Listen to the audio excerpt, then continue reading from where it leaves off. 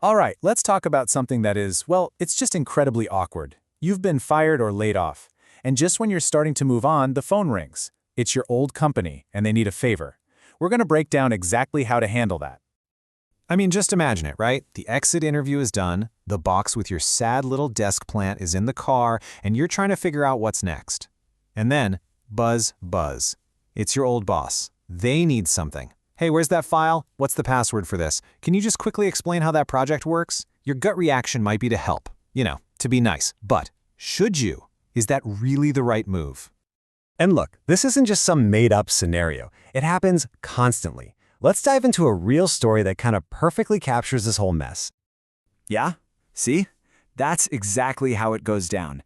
It's not some official email from HR. It's your old work buddy calling, asking for a quick favor. And because you like them, you want to help. Your first instinct is just to give them the answer. But where does it stop? That's the real question. Okay, let's just call this what it is. It's a completely unfair request. Think about it. When a company fires you, they are officially ending the deal. The deal was you give them your time and your knowledge, and they give you money. By asking for your help after they've stopped paying you, they're trying to get the goods for free. That's not right. So, here's where the story gets really wild. The person who got laid off tried to set a boundary. Just ask for a little space. And what did the manager do? They called that request unreasonable. Can you believe that? They genuinely expected this person to keep helping for free and started laying on the pressure. It's just, wow.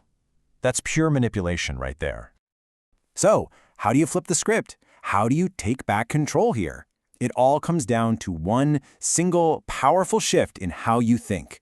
You are no longer their employee. From this moment on, you are an independent consultant. And this table just lays it out perfectly. On one side, you've got the former employee mindset. You feel guilty, you feel awkward, you feel obligated, and you end up working for free. But then you switch over to the independent consultant mindset. Suddenly, you know your expertise has value. You're not doing favors, you're providing a paid service. The awkwardness is gone, replaced by a professional contract. It's a total game changer. Okay, so you've got the new mindset. Awesome. But now you need the playbook, right? The step-by-step guide to actually make this happen and get paid. Let's get into the nitty-gritty. Step 1, you need a number, a rate. In the story we're following, the person decided on $65 an hour. And just by putting a price tag on your time, you completely transform the conversation. It's no longer, hey, can you help me out real quick? It's now a professional business transaction. And here's the 4-step process. First, you tell them your rate. Simple. Second, you insist on a contract. No handshake deals. Third, you get the payment terms sorted out in writing, or even better, you get paid up front. And fourth, and this one is so important, you charge your full hourly rate, even if it's a 15-minute phone call. Why? Because they're not paying for your time. They're paying for your knowledge.